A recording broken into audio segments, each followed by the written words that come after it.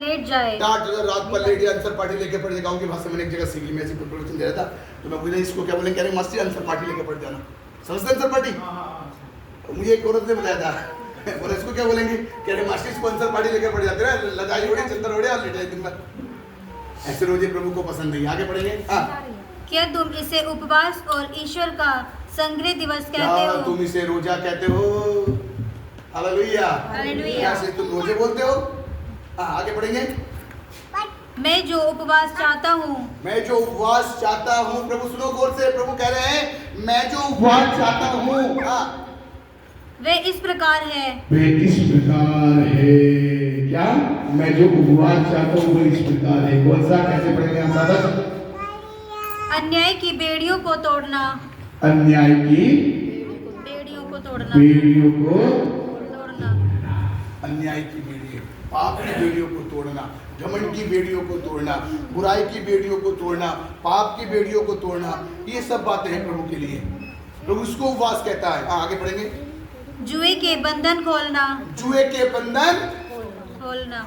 जुआ हम लोग समझते हैं, सब लोग गांव से हम लोग बैलों के ऊपर जब तक जुआ है, बैल दोनों बराबर चलते रहेंगे। जुआ हटा दो, कोई पूरब और कोई पश्चिम। उसी प्रकार जब तक जुआ, पाप का जुआ हमारे ऊपर है, बुराई का जुआ हमारे ऊपर है, घमंड का जुआ हमारे ऊपर है, व्यभिचार का जुआ हमारे ऊपर है, गंदगी का जुआ जब तक हमारे ऊपर है, हम उद्धार नहीं पा सकते। हालेलुया। जिस दिन हमारा उपवास हो उस दिन किसी भी प्रकार का जुआ हमारे ऊपर नहीं होना चाहिए, पाप का जुआ नहीं होना चाहिए। उस दिन पूरा दिन प्रभु को समर्पित होना चाहिए। हालेलुया। आगे बढ़ेंगे। पददलितों को मुक्त करना। पददलितों को मुक्त करना, माफ करना, इसका मतलब है पददलितों को क्या करना? माफ करना। हालेलुया। मेरे भाई मेरी बहन, एक बात हम भूले बैठे हैं। जब हम पढ़ते हैं हमारे बाप की दुआ, पिता की दुआ पढ़ते हैं हम लोग, उसमें एक शब्द है, जैसे हमने अपने अपराधियों को वैसे तू भी हमें। मेरी बहन मेरी भाई, पहले हमें अपराधियों को क्षमा करना पड़ेगा, तभी हमें परमेश्वर से क्षमा मिलेगी। हालेलुया। हम परमेश्वर से क्षमा मांगते जाते हैं, परमेश्वर मेरे गुनाहों को माफ कर दे, परमेश्वर मेरे पापों को माफ कर दे, लेकिन हम भूल गए कि परमेश्वर ने हमें सिखाया है जैसे हम अपने अपराधियों को क्षमा करते हैं वैसे हमारे भी अपराधों को क्षमा कर। पहले हमें माफ करना पददलितों को। हालेलुया। आगे बढ़ेंगे। और हर प्रकार की गुलामी समाप्त करना। और हर प्रकार की गुलामी समाप्त करना। हालेलुया। क्या करना? क्या करना? क्या करना? हर प्रकार की गुलामी को समाप्त करना। गुलामी। हम लोग गुलाम हैं? हम लोग गुलाम हैं? बोलिए, हम लोग गुलाम हैं या नहीं है? कैसे गुलाम हैं?